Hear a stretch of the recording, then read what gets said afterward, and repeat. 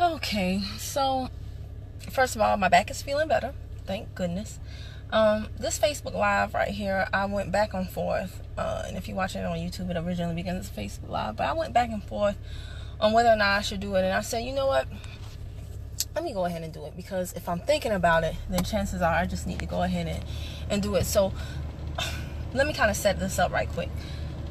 My team, I have these one-on-one strategy sessions with them, right? Because everybody is at different points in their business. Some people have had prior network marketing experience, and so we talk more about the tactical. Other people are completely new to this, and we do more of like personal development conversations to get them up to speed, right?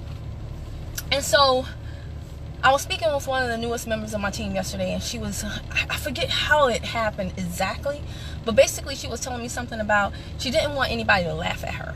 I can't remember exactly how it came up, but she was just like, I don't want people to laugh at me. And so I just had to let her know, like, if you want success, you have to pay the price.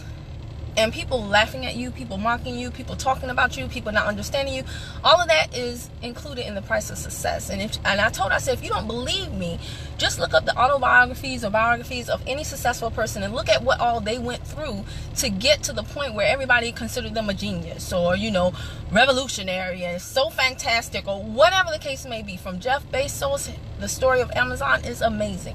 And you can just go on and on. There is no one who has achieved success without going through hell. And a part of that hell includes having people literally laugh at you, think that you are crazy, all of that. And so she was like, but you don't, I think she said something about, I don't know, or maybe I just brought it up and I told her my personal story about people laughing at me, because when I started doing this, oh my gosh, I caught it. I really caught it. People like, you have all these degrees and you're selling tea. I mean, why would you do this? Or this is what really cracks me up when people refer to my little business. And they have no clue what size my business is, or, not saying my business is grandiose, but I'm just saying it can be someone who knows nothing about what I do. They don't have so much to say about it as to not understanding why I'm doing it. So I'll tell you my story right quick of the whole courtroom, like a whole courtroom full of people laughing at me.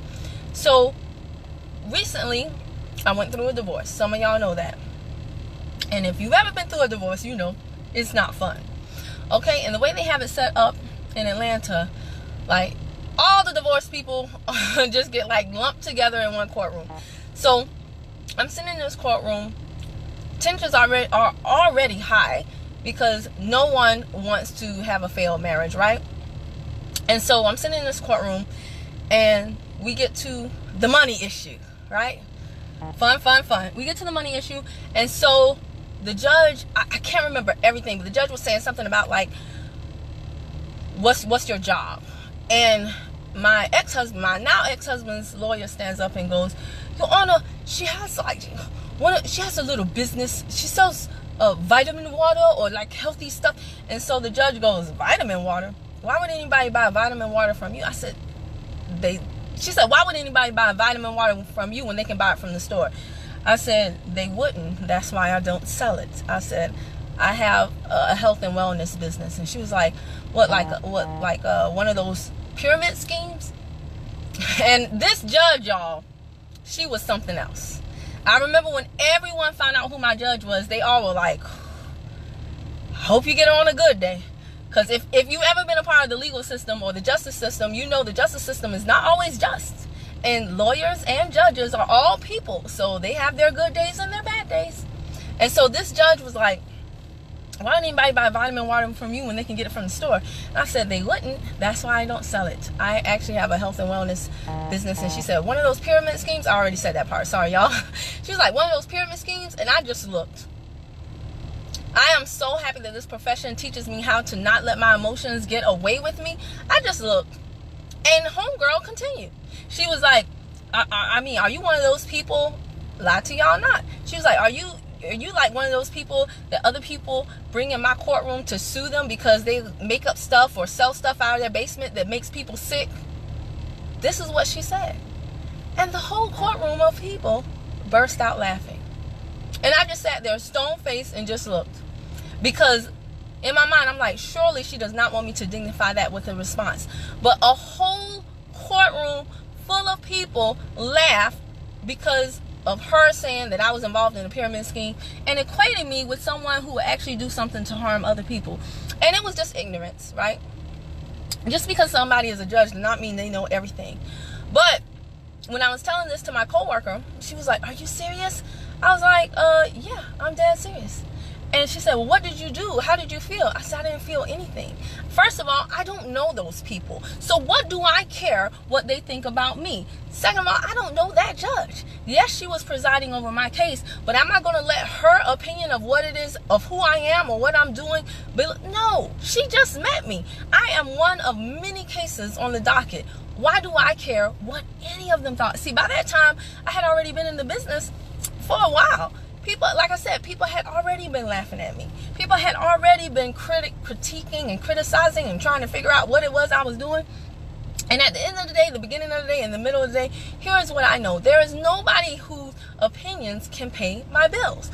All those people in that courtroom, they went through the same co-parenting class like I did. And in that class, I remember the teacher standing up there and saying, "You know, as you go through divorce, your children are going to have to make some changes. You're going to have to let them be without some things, and you're going to have to get generic." And they went through this whole spiel about how, you know, a household with 2 incomes are now going to have 1 income, and now your kids are going to have to suffer, and some changes are going to have to be made, and you'll probably have to get a second job, and you'll have to work through all of this. And as I was like, the heck you say? Not my child. No matter what I have to do, he will not suffer because the 2 of us couldn't work it out. So here is my point. I wasn't embarrassed. I wasn't ashamed. I wasn't sad. I didn't feel any kind of way about those people laughing at me, because I don't know none of them. And none of them know me. And none of them paid my bills. And the month before this happened, that was when I had my knee accident. Y'all remember that? The biking accident? And I could not walk for like a month. And, what do you call it? That whole entire month, like, it was my business that paid my bills. It was my business that helped pay for my divorce lawyer. It was my business that right now, as I am transitioning my son to a new way of life that is different than what he's known the first 7 years of his life, it is my business right now that is helping me to stay at home and explain to him, to walk him to school, to walk him back from school, and to spend time with him, to give him all the attention and care that he needs during this period of transition, so that he doesn't feel like he not only lost 1 parent, but 2. So I could care less. People can laugh all they want, because when I pay my bills with the commissions from my business, it's me who has the last laugh.